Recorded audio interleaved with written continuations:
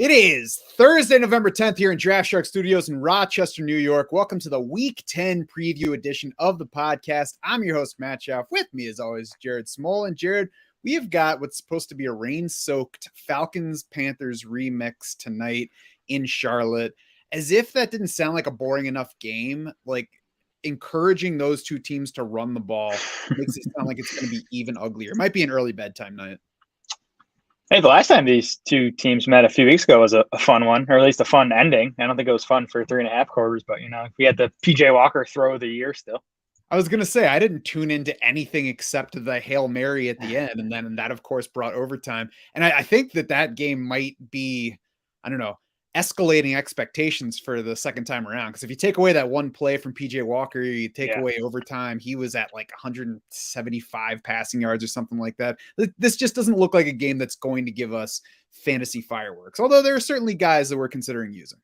Yeah, both defenses are bad. I think, the Panthers offense is also bad. Atlanta's offense, actually, by the numbers, is better than I think people will give it credit for. But I think on the Atlanta side, it's mostly the backfield. I think Cordell Patterson's the first guy you want to play. He, returned last week, was in almost a 1/3 committee with Huntley and Algier. I think Patterson's role is going to grow a bit going forward. I do think Algier especially is going to remain involved, but I think you're going to be looking at, 15 or so touches per game out of Patterson. And again, it's a nice matchup here. The Falcons running game was productive against Carolina a few weeks ago. I still think Patterson's their best runner.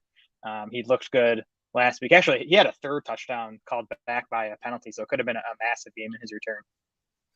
Yeah, he came back and got that share that you mentioned, got those 2 touchdowns. So we like that he's getting it near the goal line. I agree. I expect him to continue to take a little bit more. I don't think he's going to turn into a feature back. They're going to keep the other guys involved because why not? But I think he siphons a tiny bit from Tyler Algier, probably a little bit more from Caleb Huntley. Those 3 combined for 30 carries last week with Patterson back.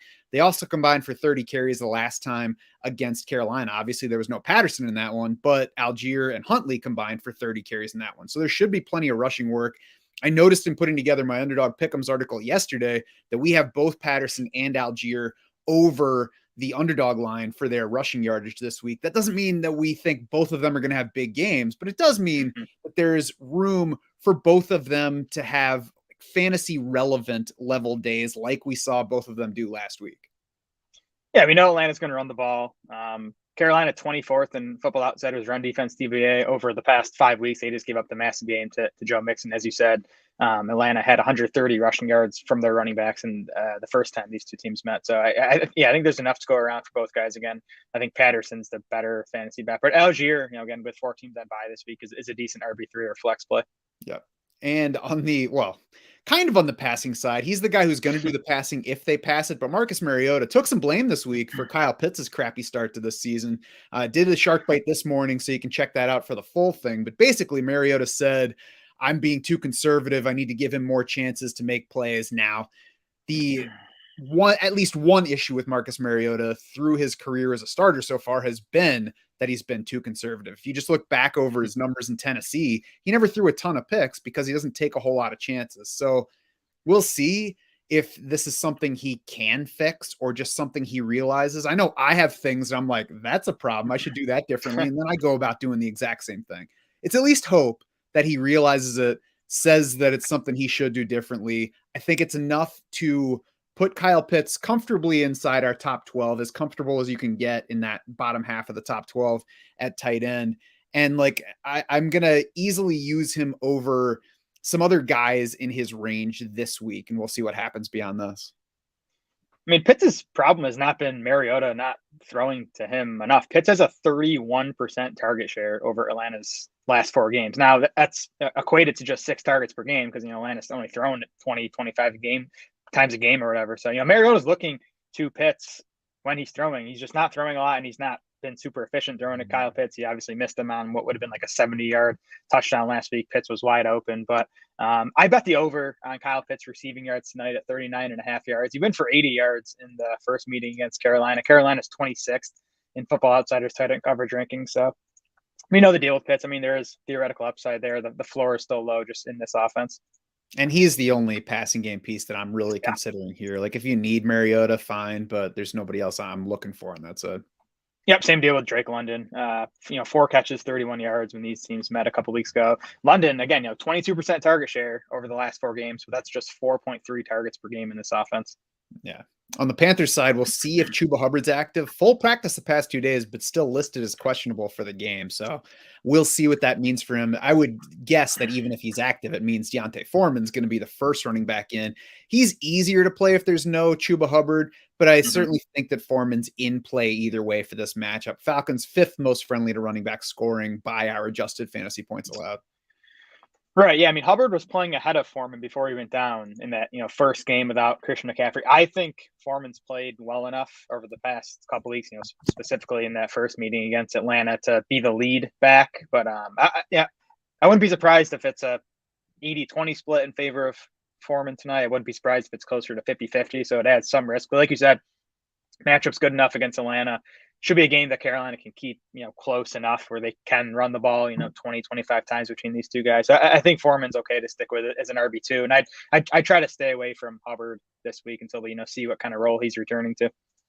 Yeah. And I would say like, I would bet on a 60-40 split with the potential for it to be more like the 80-20. Yeah, that's fair. DJ Moore, relatively comfortable start, low wide receiver 2. Obviously, the way last week went makes it less comfortable than it should be, but it's still like a broken couch as in terms of comfort level. Terrace Marshall, like there's some upside. People are asking this week if they should pick him up, if he's a good weekly play going forward. I would say no. There's some upside, but there's also still the quarterback issue, whether it's PJ Walker all night tonight or he gets pulled for somebody else, and the weather issue. Yeah, we'll see about the weather. I mean, if you're rostering Marshall and not starting him this week, like I don't really know why you're rostering him because, Atlanta is the worst defense against wide receivers. They're still missing their top 2 corners for this game, AJ Terrell and Casey Hayward. Marshall's on the field. He's basically playing every snap. He's out there for basically every pass play. He's seen 25 and 20% target shares over the last 2 weeks. So like the usage is there. It's PJ Walker. That's kind of the downside for Marshall. I would say that if you are rostering Marshall, you're rostering him to see if what's happened the past 2 weeks continues. I don't think 2 weeks is enough for me to say it's time to use him or drop him. Yeah, that's fair. He's looked pretty good though. He's a guy we liked coming out last year, so we'll see. Yeah, it's definitely the fact that he's in the discussion this week is a big positive for the way that his career has started. For sure. Nothing else from that game, right? No. Seattle versus Tampa Bay, Sunday morning in Munich, Germany. The Bucs by 3 points in this game for some reason. Over-under is 44.5. The Bucs are implied for 23.75 points here. That doesn't seem like an outlandish number. It's just 8th on the week, but that's among 28 teams, so it's well above the middle. I think it's too high, Jared. They've reached that number once all year. They're 17th in overall offensive DVOA. They're 10th in passing, 31st in rushing. Seattle's 12th in defensive DVOA for the year, second best in the league over the past 4 weeks versus the Bucs at 24th on defense, 13th on offense versus the Bucs' 18th on offense over that same span. The Seahawks are just a better team on both sides of the ball right now. I actually paused as I was doing my notes for the show, went and bet the Seahawks to win this game outright, and then jumped back to it. Yeah, I mean, that's fair. The numbers would tell you that Seattle's the better team right now. I think it's a fair bet. I'm not compelled to make it, but I do think it makes sense. The Bucs' problem has been in the red zone. They are 30th in the NFL in touchdown rate in the red zone. The percentage of red zone trips they're converting into touchdowns. So that's going to swing back at some point. They haven't been a great offense. They're like middle of the pack in yards per play and total yards. But they are going to, I think, get some positive touchdown regression, especially Tom Brady, who's still sitting on a 2.5% passing touchdown rate. That's just absurdly low, and it's especially low for someone like Brady, who's been above average in terms of touchdown rate throughout his career. Yeah, I agree that there's some regression coming. I think another part of that issue, though, is an offensive line that's been terrible this year, 7th worst in run blocking, and that's going to get exacerbated the closer you get to the goal line because you just tend to run it more to get it into the end zone from there. So. I think some regression. I don't know that we're going to get a complete correction. And again, I don't think that the Bucs are in for as many points this week. I'm not sure how much of the fantasy impact there is on that because Leonard Fournette, Mike Evans, Chris Godwin, they're all in most lineups in most cases. Fournette has not been awesome by any means, but the target volume is keeping him like well inside, at least high in RB2 range, if not low in RB1 range. I was getting ready for this and thinking, oh, Leonard Fournette's too high in our rankings. And then I went and looked and I was like, I guess he's not. He kind of has to be right there. I think that every single week when I first open up the RB rankings after doing the projections,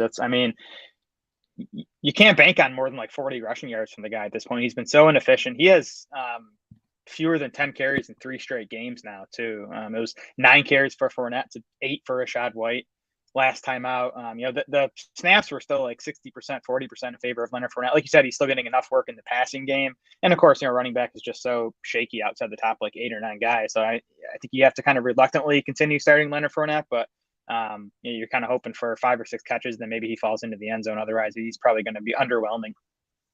I think Tom Brady is the biggest question to answer here among Bucs offensive guys for fantasy. Seahawks have only allowed 5 total QB touchdowns over the past 5 games. So I would try to lean away from Tom Brady, but I wouldn't go out of my way to find somebody. There's not a whole lot in the streaming arena for quarterback this week. Like Daniel Jones might be the best streaming level. Well, if Trevor Lawrence is probably a streaming level option, I could see playing Trevor Lawrence over Tom Brady. I would not play Daniel Jones over Tom Brady. And that's kind of the area I think where he belongs. Yeah, that's the problem. There's not many other options this week. Like I don't like Brady, as you've said. The Seahawks defense has been good for a while now. Brady's been underwhelming. Again, the touchdown rate, that he's going to have a Joe Mixon type of game where that kind of snaps back. And not saying he's going to have a 5 touchdown game. He's going to have a game. Exactly what you said. He throws 3 or 4 touchdowns, and the touchdown rate all of a sudden is up at like 3.5%, 4%. That's going to happen. I'm not betting on it happening this week against this Seattle defense. But yeah, the big thing is like it's Daniel Jones, Jimmy Garoppolo, Matt Stafford. Those are the guys like behind Brady in our rankings. So I think, for the most part, if Brady's, been your guy all season, you're probably sticking with him this week. Let's look at the upcoming schedule for the Bucs and see if we can project exactly what game is Joe Mixon game. So obviously they have the bye after the Germany trip. Then it's at Cleveland. That could be a 3 touchdown game. After that's the Saints, which the defense itself kind of opens up that opportunity, but Tom Brady sees the Saints and he's like, oh crap, I don't know how to play anymore. So I think might not come until week 16 against the Cardinals. If you can still be alive somehow, Brady might go for 4 touchdowns that week. So you will have had to get through 4 more games of Tom Brady should have thrown more than 1 touchdown. And then all of a sudden week 16, you got to decide to keep him in your lineup. Well, so just to give you an idea of this touchdown rate, I looked this up. There have been 290 quarterback seasons of 300 plus pass attempts over the past 10 years. There's only 8 of those 290 with a lower passing touchdown rate than Tom Brady has right now. So it's just absurdly low. Yeah, it's coming. I think that we should get, I'm not going to bet on 2 in this game, but it's obviously possible he throws 2 of them. I think that there is a pretty good chance we get 2+ in the Browns and Saints games. We'll see about that 49ers matchup. Bengals could kind of go either way. And then those Cardinals and Panthers spots. Let's just hope that he does enough between now and then to be an option, because if we can start Tom Brady with some level of confidence in weeks 16 and 17, he certainly could be a helper for our final 2 fantasy weeks. For sure. He looks fine to me still. It's just, you mentioned the O-line. I think that's a big problem. Chris Godwin has been way less efficient this season than he's been in the past, which I think makes sense coming off the ACL. I think that's been an issue here too. So there's just kind of a lot of little things adding up. And I mean, if you play into week 18, they're at Atlanta that week. So Tom Brady's somebody worth putting on your roster just for that, especially if you already have a solid QB1. That's when he's going for 5 touchdowns once everyone's not playing fantasy there you football go. anymore. There's his Joe Mixon game for you. Cade Otton, I think, is the other question to answer here. And that's a question we can't answer yet, I think, because Cameron Brate looks like he's on track to return full practice Wednesday. So it would have been a decent spot for Cade Otton. That's been the softest area of this Seattle pass defense. But unless we get the coaches saying, nah, Cade's shown enough to be our guy, I'd have a tough time trusting him with Brate back in the lineup. Yeah, and Cade Otton should be their guy. He's looked solid to me, and Cameron Brate's been one of the least efficient tight ends in the NFL for the past 2 or 3 years now. So I won't be surprised if Otton maintains most of the tight end work, but I think ideally you wait to see it. I'm keeping Otton stashed in leagues where I don't have a locked in starter at tight end, but I'm definitely trying not to use him this week, assuming Brate's back. Mhm. On the Seattle side, I think it's pretty straightforward at this point. Like Geno Smith has become a guy that you have to make a case against rather Mhm. than a case for. He's sixth in our rankings this week. I'm starting him over Kyler Murray as well from there. I know that's going to shock people who've been watching this show every week. Kenneth Walker, Tyler Lockett, DK Metcalf, all fairly easy calls. So it's not an especially friendly matchup for any of those guys to the Bucks, but it's also not a scary matchup. Yeah, I think the only other guy to consider here is Noah Fant, who his role has climbed. He averaged just 2.8 targets per game over the first four. He's up to 4.6 targets per game over the last five. You know, still not a big number. It's kind of a neutral matchup against Tampa. So don't love Noah Fant, but he is, like, you know, inside the top 20 in our rankings this week. Maybe in deeper leagues, he's someone you have to look to as a bye week option. Mm-hmm. Anything else from that game? No. Denver at Tennessee, back stateside. Titans by 2.5, over under 36.5 in this week's matchup where fantasy points go to die. The Tennessee defense, we already know that the Denver defense is good. The Tennessee defense is up to 10th in overall defensive DVOA, according to Football Outsiders, 15th against the pass. So not long ago, we looked at this like a pass funnel matchup. Yeah, you can't run the ball in this one, but you'll be able to throw as much as you want. That's definitely not the case for me for the outlook this week, especially considering the way that Denver has thrown the ball so far this year.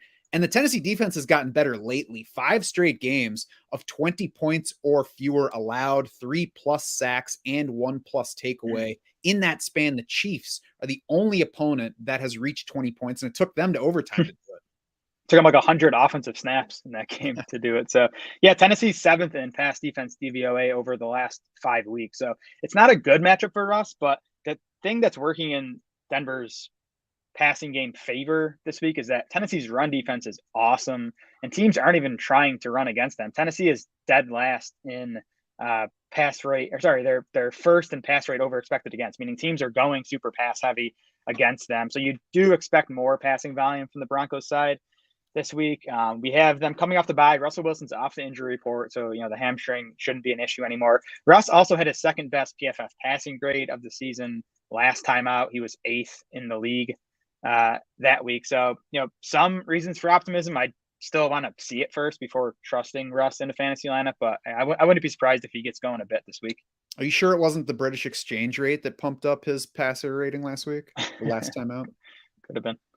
I mean, the smart thing to do would be lean pass against this defense, and that's what we've seen lately. But one thing that Denver's been doing has been playing dumb on offense. So yeah, I hope for the sake of the team or two, maybe I'm gonna have to check my lineups where I'm starting Russell Wilson this week. I hope that something gets going. He at least throws a couple of touchdowns, but I'm certainly not betting on him from a fantasy standpoint. Yeah, that implied total, would you say it's at 17 points now? That's what would scare me away from starting Wilson. Yeah, I believe it's the second lowest on the week among all teams. I have it somewhere, but it's pretty low.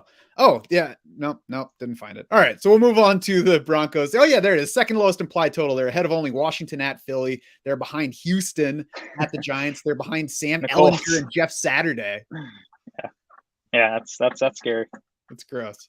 Jerry Jeudy, Cortland Sutton, they're in wide receiver 3 territory. I think they're fine. Can't say that I feel confident starting either one. The Bronco that I like the most this week is Greg Dulcich. 13.3 yard ADOT so far. He's only played 3 games, so, a small sample, but that's what we got to go with him so far. It's 9th among all tight ends in ADOT. Only Kyle Pitts is higher than Greg Dulcich among starting tight ends, and Dulcich is beating him in yards per route run. No surprise. Titans second most friendly to tight end scoring by adjusted fantasy points allowed so far, behind only the Seahawks, who remain broken on that page if you look at it on draftsharks.com because of the Taysom Hill game. Yeah, I'm with you. I think Dulcich, relative to the rest of his position, is the best play on Denver this week. You mentioned the matchup. You mentioned the ADOT. 5.7 targets per game for Dulcich through his first 3 NFL games, 60% target share. And last time out, the game before the bye week, 91% of the pass routes, which is just a number you only see out of the truly elite tight end. So, unless something's going to change coming out of the bye, Dulcich is going to be a guy who's probably going to be ranked as a top 10 tight end for us for most of the rest of the weeks this season. Mm-hmm. Anything else on offense there? Nothing on Denver side, and I think Tennessee's easy. It's Derrick Henry, and that's it. Yep. Yeah, we'll see who's playing quarterback, but I don't think it really matters. Nope. And Denver's run D has struggled lately too, so it could set up as a big Henry game. Cleveland at Miami, Dolphins by 3.5, over under 48.5. Miami 10th in scoring, 5th in yards on offense. They're bottom 10 in both scoring and yardage defense. So this should be like last week against Chicago, one of those games where you don't immediately think, oh, offensive explosion, but it very well could be one of the best spots for fantasy points this week. Yeah, for sure. I mean, Miami looks like a shootout team at this point. We know the offense is awesome. The pass defense has been bad all year. Even the run defense now, over the last 5 weeks, they're 22nd in Football Outsiders run defense DVOA. So they're not really stopping anything on defense. So I think you're starting all the usuals on the Brown side. Nick Chubb and Kareem Hunt's an RB3 play. Amari Cooper's a strong play. David Njoku is one we're going to have to see about coming off a high ankle sprain. He expressed some optimism that he'd be back earlier this week, but he did not practice on Wednesday. So that's not a good start. Yeah, it doesn't bode well coming out of the bye. So I would try not to use David Njoku this week. Like him the rest of the way, though. So definitely a good person to have on your roster. I'm sure there are some smaller leagues where he is on waivers right now after being out for a few weeks. So I would stash him. On the Miami side, the backfield's limited by the split between Raheem Mostert and Jeff Wilson Jr. And like you could look at the way that they used Wilson last week and say, oh, that was his first game with the team after being there only a few days. That's only going to grow. I would bet that they continue to split going forward because the team has every reason to try to keep both guys healthy the rest of the way.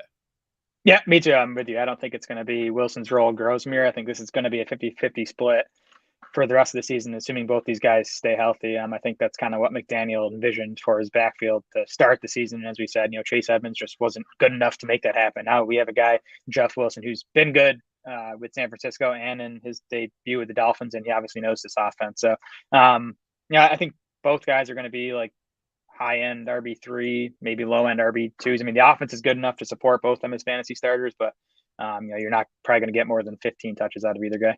Yeah, it's like if Melvin Gordon and Latavius Murray were, I don't know, 7 years younger and in a good offense. It's like if the Packers were good, Aaron Jones and AJ Dillon. I'm not sure either of these guys is quite Aaron Jones, but yeah, that kind of split. The what the Packers were trying to do at running back before they realized that AJ Dillon's not good. Right. Anybody else worth discussing in this one? No, that's it. New Orleans at Pittsburgh, Saints by 1.5, over under 40. It's still Andy Dalton for the Saints behind center for now.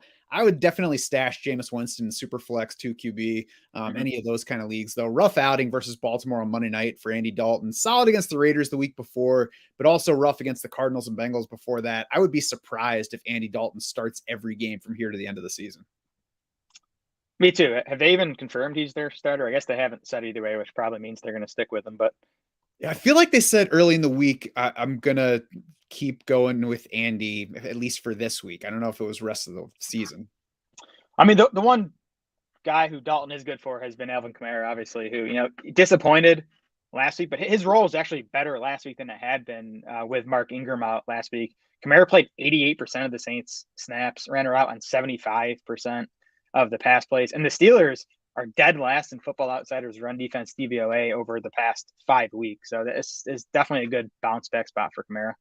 Steelers should get TJ Watt back. It's not confirmed, but they're optimistic that he's going to play for the first time in week 1 in this game. They got a bunch of other injuries on that defense, though. Miles Jack didn't practice on Wednesday.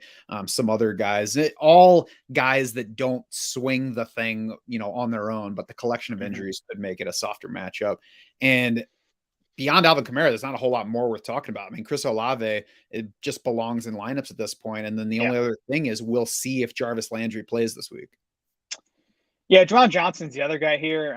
If you started him last week, he obviously bailed you out with that late touchdown, tight roping down the sidelines. He did, he only saw 2 targets last week. He did run her out on 83% of the pass plays, which is a really strong number. So he's still at least in the mix.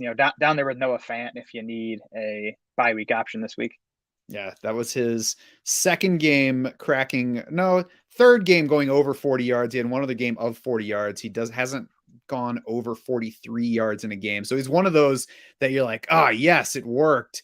But the very next week he catches 2 for 14 and does nothing. You're like, oh, maybe he's not that good. So yeah, for sure. Well outside the top 12, but somebody that can take it home for you. Yep. On the Steelers side, Saints D is down to the middle of the league in defensive DVOA. It's not a scary matchup at this point. The backfield, I think, is in focus this week because Mike Tomlin has said that Jaylen Warren is going to have the opportunity to get more work. That has the fantasy community relatively excited about Jaylen Warren, and I'm not really sure that that's warranted. Like he's been fun to watch as a player in the preseason and on touches here and there. But the absolute ceiling for Jaylen Warren is that Najee Harris gets hurt, and then Jaylen Warren gets all of a backfield that has not supported Najee Harris so far this year.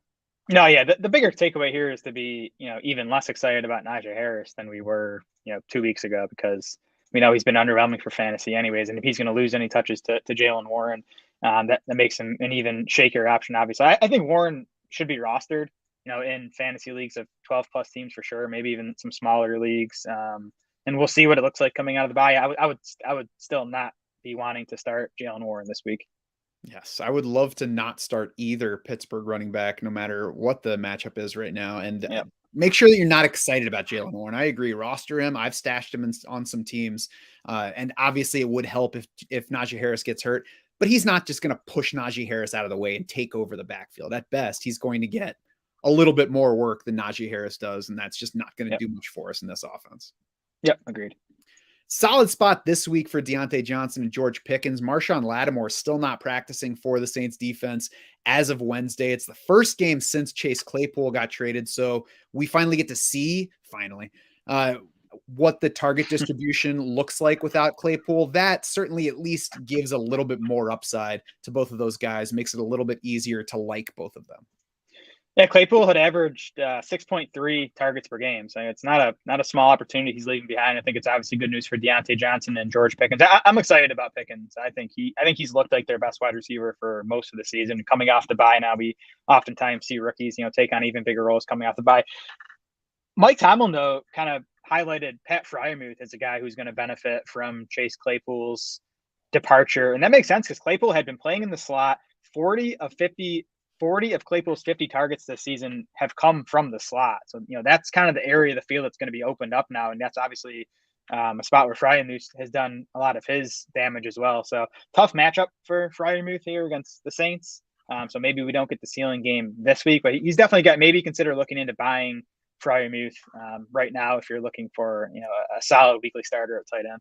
And probably a softer matchup than it would normally be because Pete Werner is trending toward not playing at linebacker for the Saints this week. I already mentioned Marshawn Lattimore's out. They will still have Demario Davis, who is their better coverage linebacker, but, softer than it would be. And if Pat Freiermuth is getting more opportunities, that will help. One other thing working against the fantasy upside in this game, though, these two teams are 27th and 25th in neutral situation play pace. So it might just be one of these games where, it ends like 17-13. Definitely. Detroit at Chicago, Bears by 3, over under 48.5. Time to get excited about a Lions-Bears game. The Bears, Jared, it's not that long ago that we were like, God, this offense, I don't want to play anything from it. This week, the 5th highest implied total out of 28 teams for the week. Justin Fields has gone from, man, I wish I could use him, to I can't not use Justin Fields this week. He's 3rd in our QB rankings. Still trying not to use any of his pass catchers, though. Yeah, I mean, Fields is an obvious play. I don't know, I guess Darnell Mooney is I think might have snuck into wide receiver 3 range in the rankings. I'd have to look, but yeah. I mean, he still saw 8 targets last week, 29% target share. He's averaging 7.2 targets over his last 5 games, and the Lions are obviously a good matchup. But we'll see if Chase Claypool starts to eat more into that. I mean, Claypool really could just take a lot of what they've been, having to give to Equanimeous St. Brown and Dante Pettis. So I think Mooney, might still see enough volume, especially in a good matchup like this, to be a decent fantasy play. Yeah, I mean, if you need to use Darnell Mooney, if he's your best option, that's fine. I don't think that you need to go hunting for somebody else. I do think that I would probably take a shot on George Pickens over Mooney because I think the ceiling is probably higher there. Yeah, I'd be good with that too. I still think Cole Kmet is a trap, probably. I mean, the matchup is good here, which I think is the best thing working in his favor, but last week was the first time all season that he topped 4 targets in a game. Even with the Bears throwing it more over the past 4 games now, he's averaging just 3.5 targets per game. So I still think you probably need a touchdown out of him for that to pay off. And the Bears have the high implied total this week, but I still think it's likely that a lot of that scoring comes on the ground.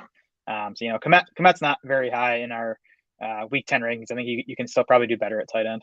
Yeah, I would prefer Cole Kmet over Juwan Johnson. And when Hunter Henry is on the schedule, that's the range where I think Cole Kmet belongs. I would play him over those two guys because I trust the way the quarterback's playing and the way the offense is rolling right now more.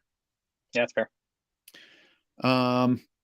David Montgomery, Khalil Herbert, I think that's a solid spot for them. The Detroit defense has been one that we've targeted with running backs. Obviously, the fact that Herbert has seen his role grow in recent weeks hurts, but it was still David Montgomery leading the playing time pretty easily last time out.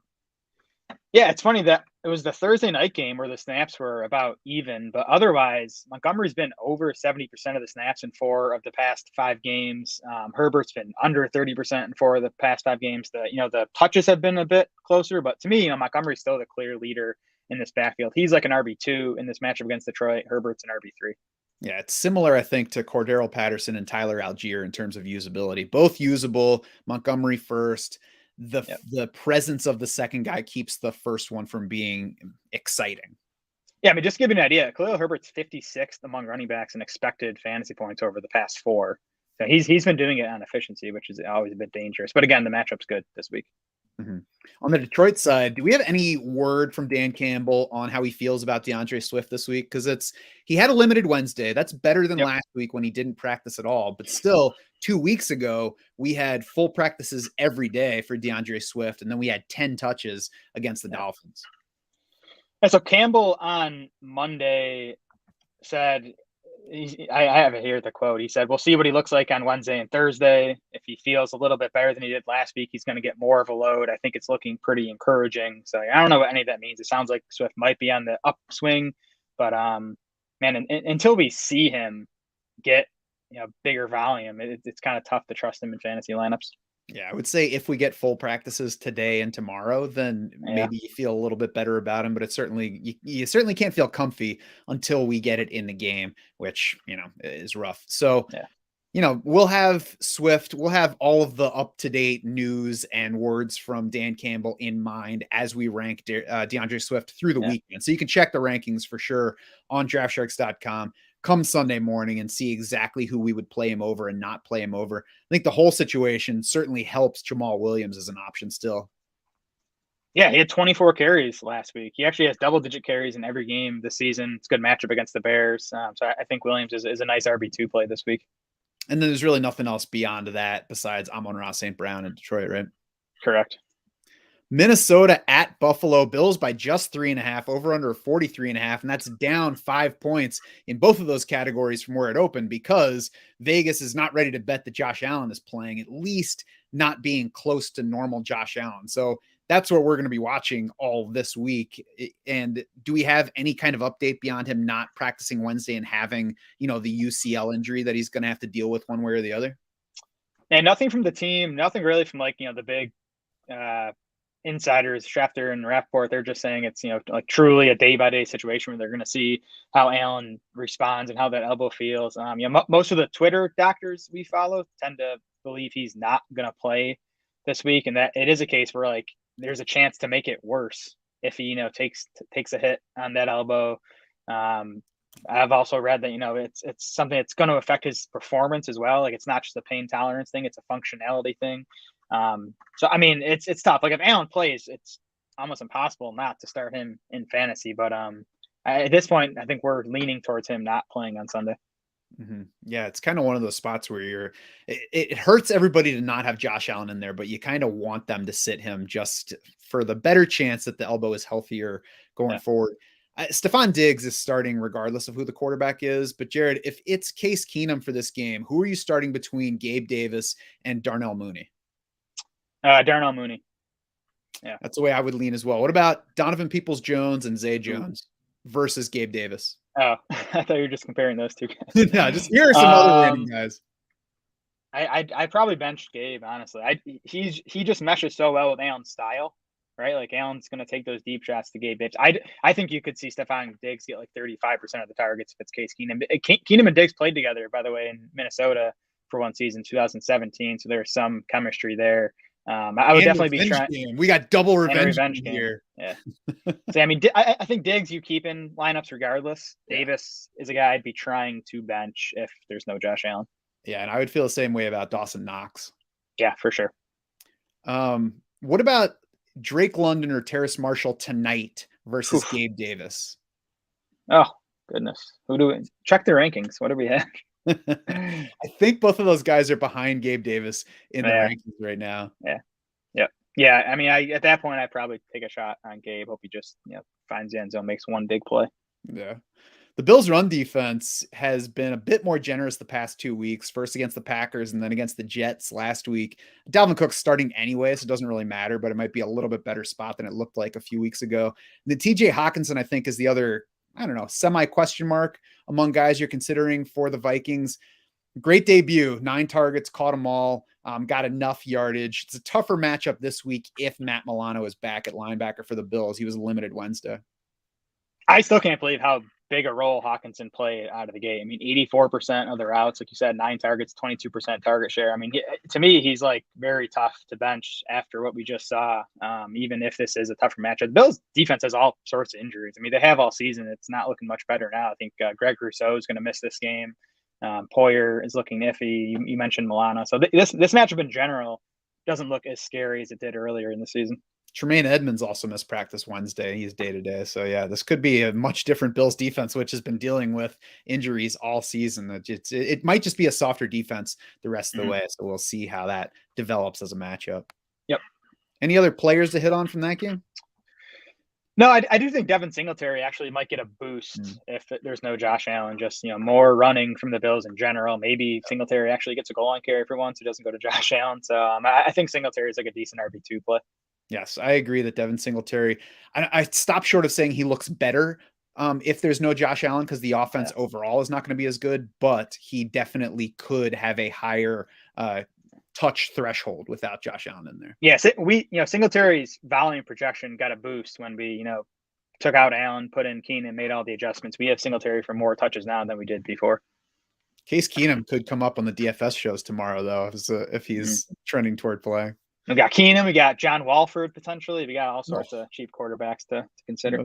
No thanks on the John Walford front. But you want to play Case Keenum and not John Walford? What? You want to play Case Keenum and not John Walford? Oh yeah, Case Keenum's done things. He's a good backup. He's a good backup. Houston at the Giants. Giants by 5, over under 40.5. The Giants are not a good defense, but they sit mid-pack in yards allowed, 9th best in scoring defense. They have not been. Every week I look at the Giants and think, oh, this should be a good spot for so-and-so on the other offense. And every week it's not a blow-up spot. So Dameon Pierce is in. Otherwise, it's just not, a spot that anybody is likely to hit their ceiling, I don't think, from the Houston side. Yeah, I do think a lot of that for the Giants defense is the offense has been controlling the ball. The Giants are actually 6th in plays against. Teams just aren't running a whole bunch of plays against them. They're 26th in Football Outsiders run defense DVOA over the past 5 weeks. It's a good matchup for Dameon Pierce. We know he's going to get the ball on the ground.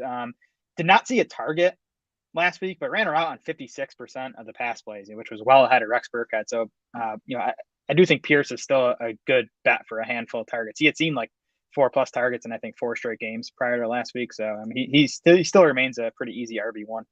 Yeah, and I would say the fact that they were successfully running him last week, probably the game was closer than anticipated, helped him not getting targets in that game. I would love to not use Brandon Cooks in this game. Still not practicing Wednesday because his wrist is still sad that he didn't get traded. Wide receiver 35 in our rankings right now. In that range, I'd rather lean towards somebody with an actual ceiling to chase. Yeah, it does sound like Cooks was back out there today. We'll get the official report later. You can check Shark Bites. So I'm betting on him playing. But I'm with you. I'm not excited. I mean, the volume wasn't there before this whole saga. It looks like Nico Collins is going to be back this week, so that's more target competition for Cooks. Just not an exciting fantasy play at this point. Yeah, and people just have to wonder when you come back from time by yourself with a wrist injury. On the Giants side, Houston, very positive so far for running back scoring by our adjusted fantasy points allowed. Positive for tight ends. Thank you to Dallas Goedert last time out. Negative for quarterbacks and wide receivers. Uh, Obviously, Saquon Barkley is dominating, and he's in everybody's lineups every week. Daniel Jones is 11th in our rankings right now, and I don't like it, but I think he's there more because there's no one good behind him than because he's good and because the rushing gives him some floor. Yeah, so we know Houston's horrible against the run, and these lead backs against them have been having massive games. Josh Jacobs, Derrick Henry, Miles Sanders, the last 3 weeks have gone off against Houston. I did look at this as far as like running quarterbacks against Houston. Justin Fields had 8 carries for 47 yards against them, so that's like about what he had been doing at that point of the season. That was early on. Malik Willis had 5 carries for just 23 yards. Jalen Hurts had 9 carries for just 23 yards. Is that predictive at all? Like, do we think somehow Houston's decent against running quarterbacks, even though they're so bad against the run in general? I don't know what to do with that, because it might mean we should lower Jones's rushing projection. I have a hard time believing that it's predictive, but I'd have to look at the number of designed runs for those quarterbacks, because that was at a point where Justin Fields was not getting designed runs. I don't remember many designed Jalen Hurts runs from that Thursday game, but I can't say that I have that for sure in my head. Yeah, because I do think with Jones, like, you're going to need it to come on the ground, because the Giants just aren't going to have to throw much in this game. We've seen teams just be able to run on Houston, and that's very likely going to be the Giants' game plan as well. So I don't love Jones in the rankings where he is either. But again, it is being fueled by that rushing projection. Yeah, and I looked at him and I was like, oh, I don't like Daniel Jones there. And I looked behind him and I was like, oh, I don't like any of those other guys there either. So I guess we'll just go with that and see what happens. I'd probably start Garoppolo over Jones, who we can get to a bit later here. But I mean, it's close. I'd be okay with that. He's nicer to look at least. Wan'Dale Robinson, I've gotten a surprising number of questions about whether Wan'Dale Robinson's going to break out. And I don't think that is within the range of outcomes. I certainly think, solid volume going forward is quite possible. Leading the Giants in receptions the rest of the way, I would say, is likely. Breakout, I don't think so.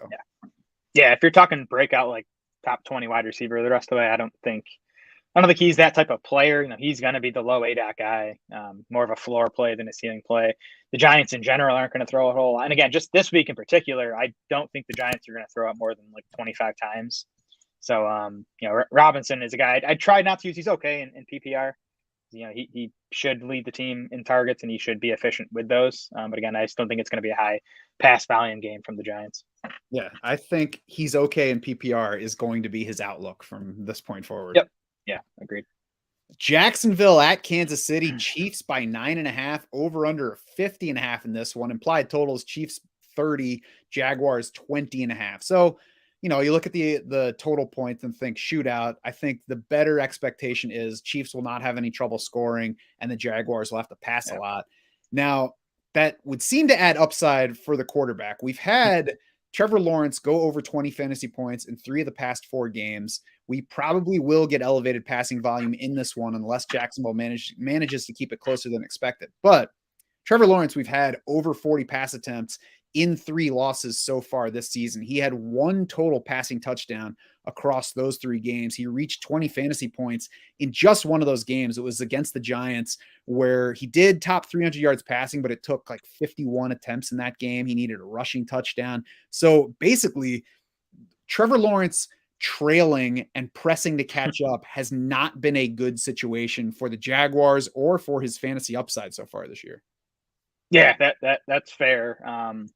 Now, Lawrence coming off his best PFF passing grade of the season last week. He was actually second in the entire league in PFF passing grade. And that is a game they trailed for at least the first half, right? They were down 17-0 at one point, I believe. So that's encouraging. We've seen Lawrence be up and down all season, though. I would not be surprised if he turns into dud, on the road against Kansas City if he does fall behind. But this Chiefs defense is not very good. They're 26th in adjusted points allowed to quarterbacks. Lawrence's rushing is also up lately, too. We know about the rushing touchdowns. That's kind of almost artificially inflated his fantasy production because you can't count on those. But he does have 4.6 carries and 25 rushing yards per game over the last 5 weeks. Now, if we can get 25 rushing yards per game out of him, which I think is possible the rest of the way, that obviously helps the fantasy value. Yeah, and there have been some designed runs in recent games, not a lot. Actually, not very many at all. He had 3 last week, which was a season high. Week before that, 0, 1 the week before that, according to PFF numbers. So it's not something that they're working in, but it's certainly Mhm. something that he's capable of doing when the opportunity presents itself.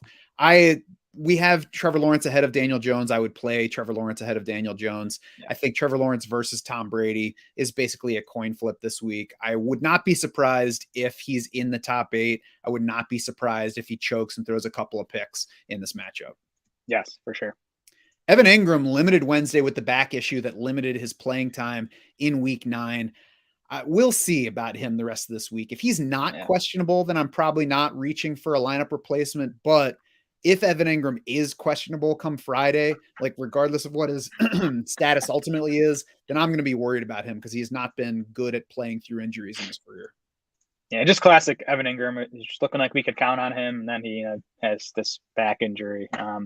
Matchup is good on Sunday. The Chiefs are 28th against tight ends. Again, should be a high volume game for the Jags passing offense. So it's a good spot for Ingram. But I'm with you. I'd definitely like to see a full practice on Thursday or Friday to feel good about using him. If you have Pitts and Ingram, I would definitely play Kyle Pitts tonight. I think other guys in the area with Evan Ingram heading into Sunday, Dalton Schultz, Yeah. Darren Waller, Zach Ertz.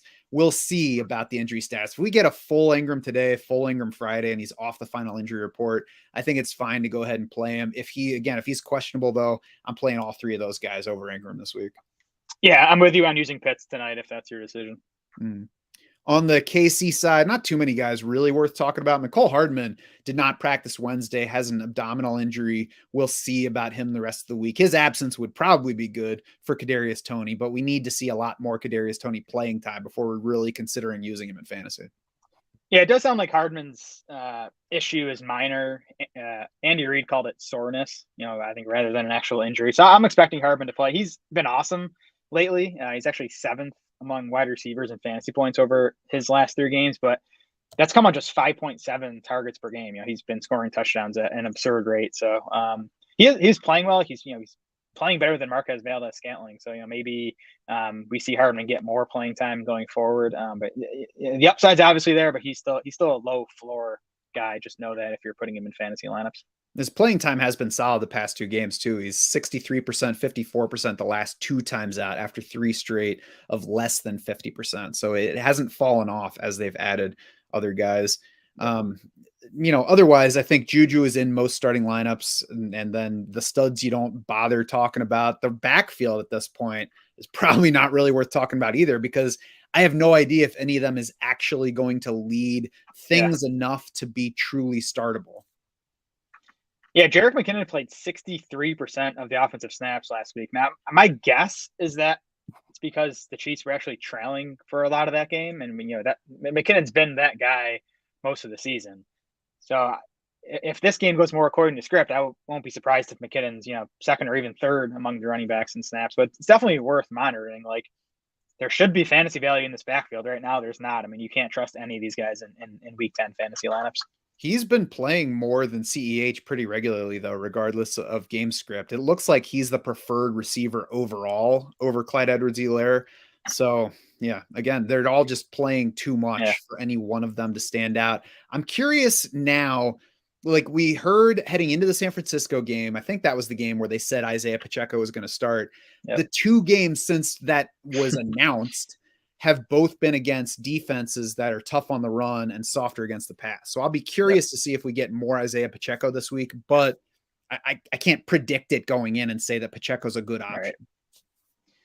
Yeah, I mean, we have Pacheco as our highest ranked Chiefs running back this week. He's at RB 36 to give you an idea of how low all those guys are. Clyde Edwards-Helaire, I mean, my God, we were calling him a sell, and we knew things were gonna get worse. But he trailed McKinnon and Pacheco in pass routes last week. Like, if he's not even going to get a good amount of pass routes, I'm not saying he's cuttable, but he should be nowhere near starting lineups right now. He probably is cuttable if we're being honest too. Yeah. Anything else from that game? Nope. Colts at Raiders. Raiders by 6 in this one, over under 42.5. We get the beginning of the Jeff Saturday era this Sunday, Jared. He's sticking with Sam Ehlinger at quarterback. We'll see if that's really all about Sam Ehlinger, or if it's also semi-related, at least, to Matt Ryan still missing practice with his shoulder injury. He was not out there Wednesday. The quarterback situation has to show something before that's relevant for fantasy. I think it's mostly relevant for Michael Pittman. And I think that we probably should look 2 weeks back for the fairer bar on Michael Pittman than last week against the Patriots. I think he's going to be okay in target share. And I doubt that most games are going to be quite as bad as they were for Sam Ehlinger last week. Yeah, and even last week was okay target share wise, right? I'm looking it up right now. He had 6 targets on 29 passes. Pittman has a 29% target share total from Sam Ehlinger over the past 2 games, 15 total targets, 67% catch rate. That's nice. 7.5 yards per catch, and the ADOT has just been super low. So he's getting all these short targets. I think Pittman's okay if you're using him as a wide receiver 3. There's very little upside here in this offense right now. Yeah, I guess he's probably like Deontay Johnson. I said Terry McLaurin before, but I think Taylor Heineke throws downfield more and has more upside than Sam Ehlinger does. But, I think that Kenny Pickett probably has more upside than Sam Ehlinger, but right now he's a shorter range guy. And that's what we're looking at for Michael Pittman. So I'm not dumping Michael Pittman. I'm not excited to use him, but in wide receiver 3 range, I certainly think he can work. And funny timing, I just saw it tweeted out that the Raiders are placing Darren Waller on IR because he aggravated his hamstring injury. So that all of a sudden makes Foster Moreau an option for this game, right? Yeah, for sure. So Moreau, 95 and 88% route rates in his last 2 games. He saw a 23% target share in week 8, down to 14% in week 9. But again, those route rates, that's not something you see out of many tight ends. And the Colts are above average matchup for tight ends. They're 23rd in adjusted points allowed to tight ends. So, we had Waller, I think, like tight end 11 in our ranks, assuming he'd be back this week. I think Moreau's going to end up probably in that exact spot, maybe a spot or 2 lower, but he's going to be, a borderline top 12 guy, I think. And it certainly can't hurt him that Hunter Renfrow is still limited Wednesday with both hamstring and rib issues, which to me, Jared, sounds like the combo platter of risk to leave the game early. Yeah, for sure. We've said Renfro's cuttable at this point. He's just not playing a big role in this offense. Mm-hmm. We'll stick with the Raiders side and then go back to the Colts. In 2 wins so far, Derek Carr has 188 and 241 passing yards, so 2 of his 3 lowest passing yardage totals this season. The Colts have tightened up on run D. They're healthier on defense. They're up to 11th in overall defensive DVOA. So I'm not sure. I don't think that this is a matchup that points to either area of the Raiders offense being in a great spot. I think it's just going to be an ugly game for fantasy points where nobody's really hitting their ceiling. Yeah, it really should be a Josh Jacobs game for the Raiders, against this Colts offense, which, who knows what to expect out of it. Carr's 24th among quarterbacks in fantasy points per game. He has just 3 top 10 weeks this season. Like, to me, he's not a guy you want to be starting. And even within that, I think it'll be more like a Josh Jacobs 26 carries for 88 and a touchdown than, another one of those 140-yard games. Yep, agreed. On the other side, we touched on the offense a little bit before Darren Waller news interrupted, but the Raiders D is in a great spot because the Colts offense has been terrible. It's way ahead of everyone else in adjusted fantasy points allowed, 2-team defenses. You can check our adjusted fantasy points allowed page to see just how large that gap is and who's closest. Jonathan Taylor limited Wednesday, good news for the Colts. And actually it was Deion Jackson who was not practicing because the weight of fantasy expectations last week crushed one of his knees. Yeah, he went down like he got shot with that knee injury. I was shocked he came back into the game. So we'll see if he plays. But if Jonathan Taylor plays, I think most fantasy teams are starting him. It's obviously a bad situation behind a O-line that's been bad. But Taylor has averaged 17.8 carries and 4.2 targets per game this season. Like, if he's in there, I assume he's going to get the ball, and that makes him a decent fantasy play. Not excited about him though. It certainly wouldn't make much sense for the team to start him if he's a decoy. There's a whole lot more injury risk than there is potential upside for the offense there, I think. Yeah, for sure. And he is still averaging, it's a bad season, but he's still averaging 4.3 yards per carry. It's not like he's Leonard Fournette out there. Yeah, he's still Jonathan Taylor. Buy him in Dynasty if there's any opening right now. Anything else in that game? No. Arizona at the Rams. Rams by 1.5. It's down 1.5 from where it opened. Over under 43.5. And the story here is both quarterbacks. Matthew Stafford's in the concussion protocol. That came out after last week's games. A couple days ago, I think it came out. Kyler Murray is dealing with a hamstring issue. So we're going to need to wait until the weekend to really be able to answer most of the questions on these two offenses. It's like if you look at the pick'em lines on Underdog right now, this game is completely off. Yeah, and we do still have Kyler and Stafford projected in right now. Well, if we'll see what we hear over the next 4 or 5 hours and try to update that stuff before tonight's game if we know more. Stafford landed in the protocol on Tuesday. When guys go in the protocol on Sunday, they're 50-50 for the next week's game. So his window is a lot smaller. So he's definitely iffy. As we said, it's John Walford, their backup. He actually started a couple years ago against Arizona in the season finale. He got a win in that game. He wasn't great. He did run for like 56 yards though. He's a mobile guy. He can add some of that, definitely more than Stafford does. But then Kyler did not practice on Wednesday, although was it a walkthrough? I think they didn't actually practice.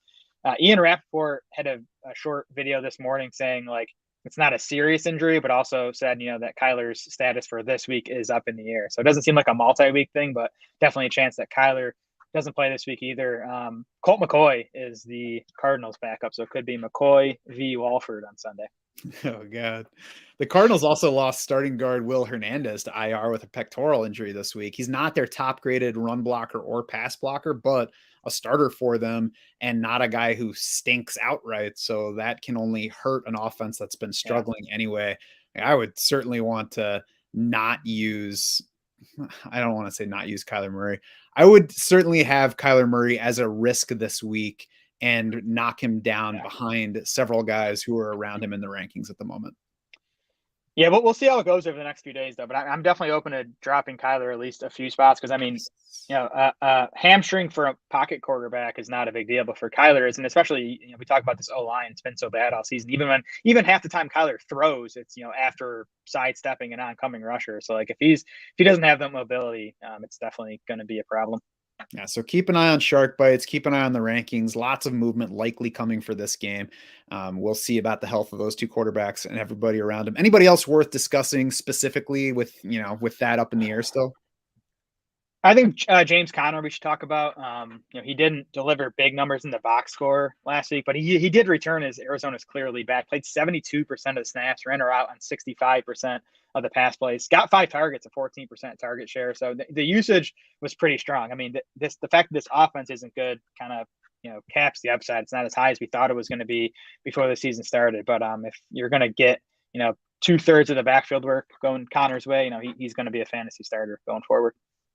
Wow, here's a question from YouTube, Jared. We've got Alvin Kamara or Travis Etienne. That is a strong backfield if you have to decide between those guys to play this week. What's your preference? It's Kamara for me. I think Etienne's a bit riskier if they fall behind. And his passing game role has been okay, but it hasn't been as big as we thought it was going to be. I just think Etienne has a slightly lower floor, which would make me go with Kamara. Yeah, if I had to choose between them, I would lean the same way for the same reasons. But you're talking about like which of these top 6 running backs do I sit this week? So I would hope to be able to use both. It looks like you probably won your fantasy league if you're actually making that decision. Yeah. First of all, congratulations. Second of all, we'll play Kamara this week. All right. Dallas at Green Bay. Cowboys by 5 on the road. Over under 43. Zeke Elliott limited practice Wednesday, and then afterward he said he needs more reps to know whether he'll play. He also said that the focus is on making sure that he's healthy for the playoffs, they can make a deep run in the playoffs. So that tells me, Jared, that even if he is ready to play in this game, he's even open to and probably talking to coaches about a little bit more limited role versus usual. So that makes me feel better about Tony Pollard as a week 10 option. Yeah, we'll see on Zeke. Right now we have him projected for a bit less work than he had been getting this season. Maybe we'll slice him a bit more. I think he's probably going to be like an RB3 play if he plays. It is a good matchup against Green Bay, who has not been good against the run. They've been pretty solid against the pass, actually. So I do think it's going to be a run-leaning game plan from Dallas. Pollard. Did you see the Cowboys running backs coach quote about Tony Pollard. He said they don't want to have him play more than 30 snaps in a game because they think he wears down at that point. So and that's what we saw. Last time out without Zeke Elliott, Pollard still did not get the workhorse role we kind of expected him to. So that's disappointing, but still, if we get 15 touches out of Tony Pollard, he's a pretty solid fantasy play.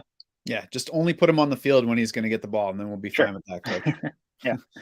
The Packers are a negative matchup so far on defense for quarterback scoring, wide receiver scoring, and tight end scoring. I'm not worried about CeeDee Lamb. I think he can avoid Jair Alexander a lot by going in the slot, which he does anyway, and Jair Alexander doesn't travel in there. That could change in a given game, but we've already seen Green Bay not make sure that Alexander follows Justin Jefferson around the field, which would seem like an obvious game in which to do so. So I'm not worried about CeeDee Lamb for this matchup. I also am not really worried about the tight end matchup. Like Dalton Schultz is not a top shelf option anyway, but from where he is, the Packers sit just 21st in Football Outsiders tight end coverage DVOA, and linebacker Devondre Campbell looks like he's going to miss another game with his knee injury. He's graded strong in coverage in his time in Green Bay. So if he's out, that should open up the middle of the field a bit for Dalton Schultz. Yeah, I'm actually pretty optimistic on Schultz going forward here. He might be a guy to go out and try to trade for over the next couple of days if you don't have a top 5 tight end. 12 targets for Dalton Schultz over Dallas's last 2 games with Dak Prescott. That was a 23% target share. And coming up, he's struggled with that knee injury all season. Hopefully coming off the bye now, he's a bit healthier. I think he's on the injury report still, but I believe he was a full practice on Wednesday. So again, if he's healthy, he should be a pretty nice target bet at the position. Mm-hmm. And Dak Prescott, I think is a floor option this week. I'm not chasing ceiling. But 3 straight games, the Packers have allowed 2 touchdown passes. Dak Prescott was very good the last time out, had the bye to rest up further. I think that they'll probably not overdo it on passing volume. I think they'll beat the Packers in this game. So I think he's fine. And in the range where he is in the quarterback rankings, there are guys like I would play Dak over Kyler Murray for anybody who has that decision for some reason, because I think he's a bit safer, but I wouldn't elevate him too high or chase him in DFS because I'm not sure the ceiling's there. Yeah, exactly. He sits where he does because we have Dallas projected to go run heavy, which again is what teams have been doing against Green Bay. I think Dallas will be able to. Dallas, by the way, has been perfectly neutral as far as pass rate over expected in the 2 games since Dak Prescott returns. I don't know if they're going to turn into last year's pass heavy offense, and I don't expect them to in this game. But yeah, I do think Dak will be efficient. You mentioned Devondre Campbell being out. Looks like Eric Stokes, one of their cornerbacks, is going to miss this game. We know Rashawn Gary's out of this game, so lots of injuries on the Packers defense. Yeah, and just like a team that could be packing it in pretty soon. If we look at how they performed in Green Bay, all the injuries and every Aaron Rodgers press conference, he can say what he wants about people are going to count us out, but you deserve to be counted out at this point. Positively, though, on the Packers side, Aaron Jones already back for a limited practice Wednesday. So we worried about the knee injury. Obviously, we'll have to watch him this week, but that's a good sign. Is it knee or is it an ankle? Ankle. Even before the injury last week, though, it was 9 carries and 2 targets for Aaron Jones, 8 carries, 1 target for AJ Dillon. So this has kind of become tough to project. It's either a 50-50 split or it's 70-30 Jones. It's somewhere in that range. I don't think you can project Dillon to be the leader in this backfield, but figuring out exactly what it's going to look like has been tough. And again, especially with Jones playing through this ankle injury, I'm kind of expecting it to be closer to a 50-50 split this week. Yeah, I think that we should head into most games expecting it to be more of a split. We've had a few spots where they take AJ Dillon out of the game, but certainly when Aaron Jones heads in with an ankle issue, that should push for more AJ Dillon. Yep. And Green Bay should try to keep it on the ground the way they did against Buffalo because the pass defense is much tougher on the other side of this one. Let's see, though, if they keep doing it while falling behind as they did in Buffalo. Maybe they can keep this game a little bit closer. Right. Yeah, I think in the Packers passing game, it's just Allen Lazard. 23% target share last week, 21% target share over his last 5 games. And now we have no Romeo Doubs. He's going to miss at least a few games with his injury. Sammy Watkins didn't practice on Wednesday with a knee injury. He's always banged up. So I do think Lazard is a good volume bet, even in this struggling passing game.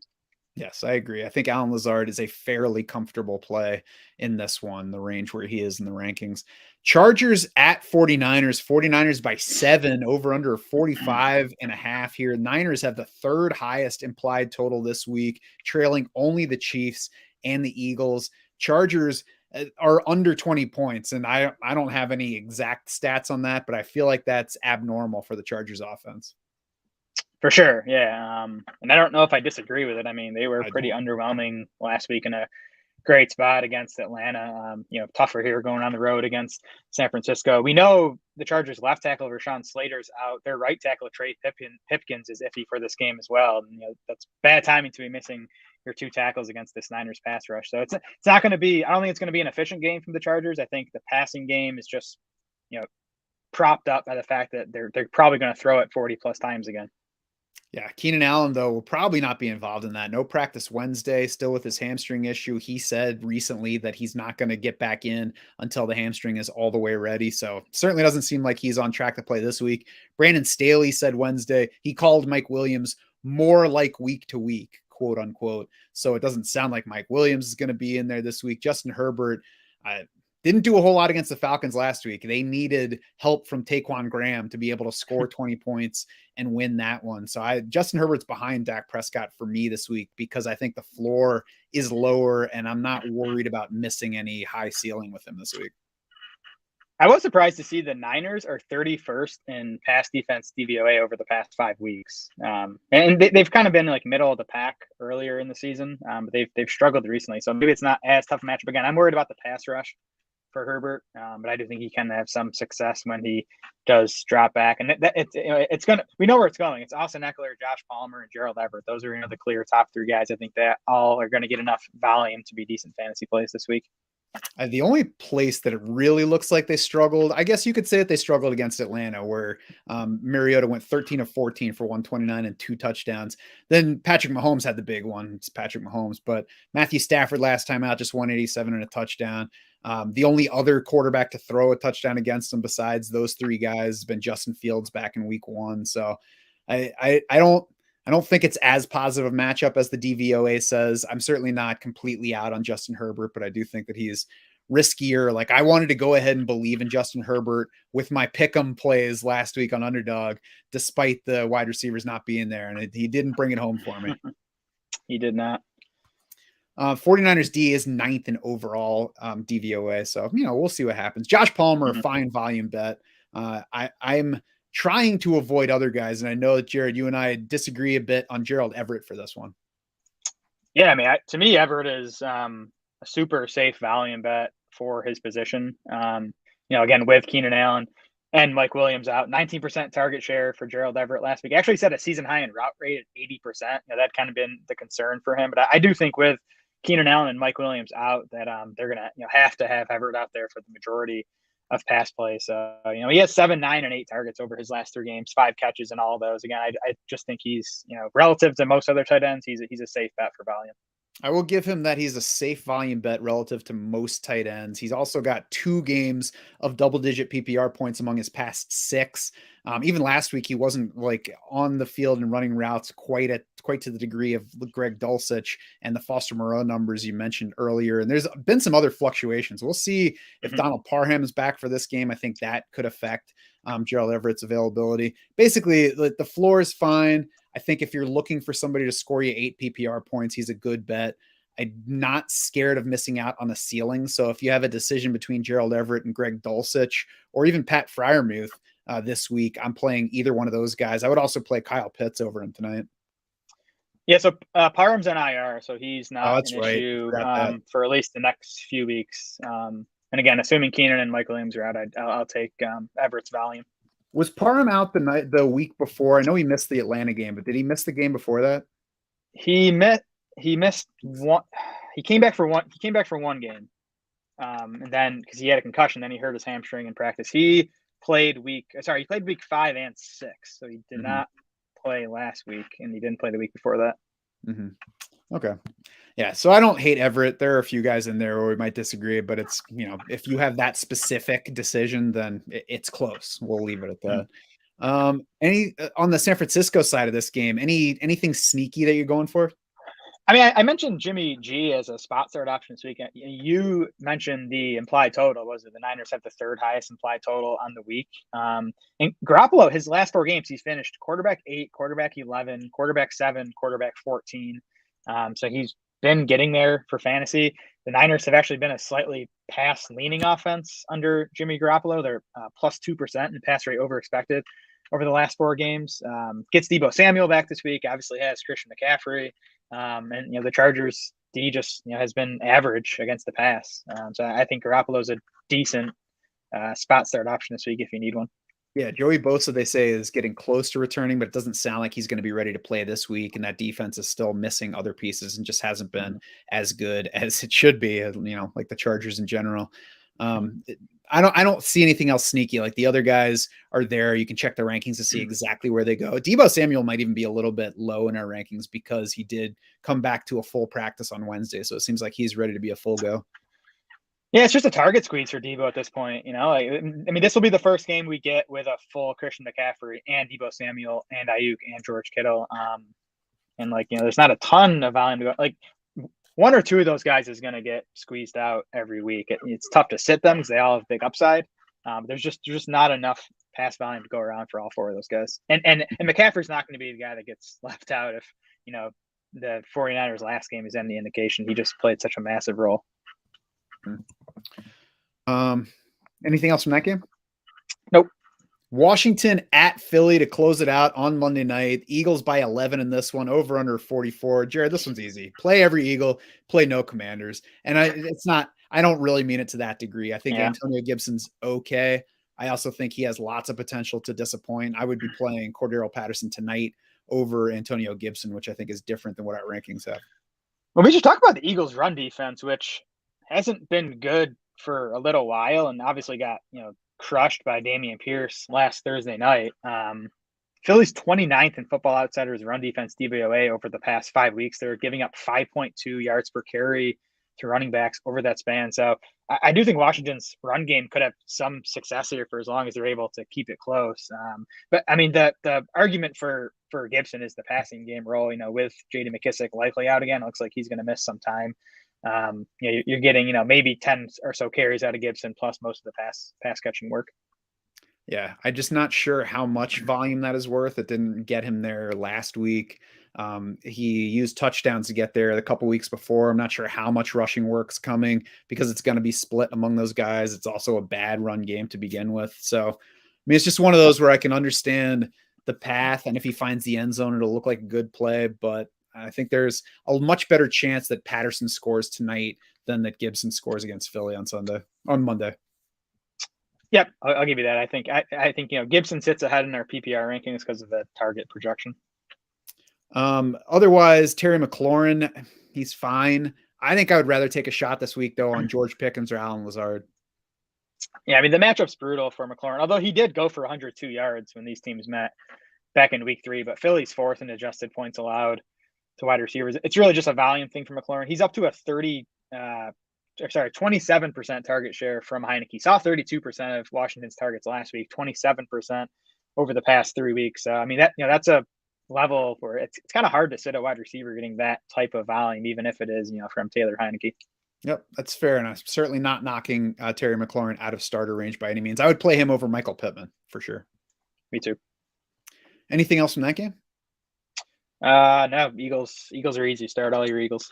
Yeah, absolutely. And you look at it, Washington's a tough run defense, so you think maybe I don't start Miles Sanders. I'm sure there are cases where you might not, and that's really the whole point of the Week 10 rankings. But overall, not calling Miles Sanders a sit. Yeah, tough individual matchup, but you got a team with a 27.5 point implied total. Sanders is a pretty good touchdown bet. Right. Well, that's going to do it for this Week 10 preview edition of the podcast. Become a DS Insider today if you haven't already for some reason. You can see exactly where we rank all these guys, see exactly who we would start over the others, and you can get personalized recommendations for your team on the team intel pages. You can use the trade navigator if your trade deadline has not passed yet. You can use the free agent finder to see exactly who the best pickup is in your league. We will look into the league that you sync to our website, tell you who's available, tell you who's the best pickup either for this week or the rest of the season, but only if you're a DS Insider.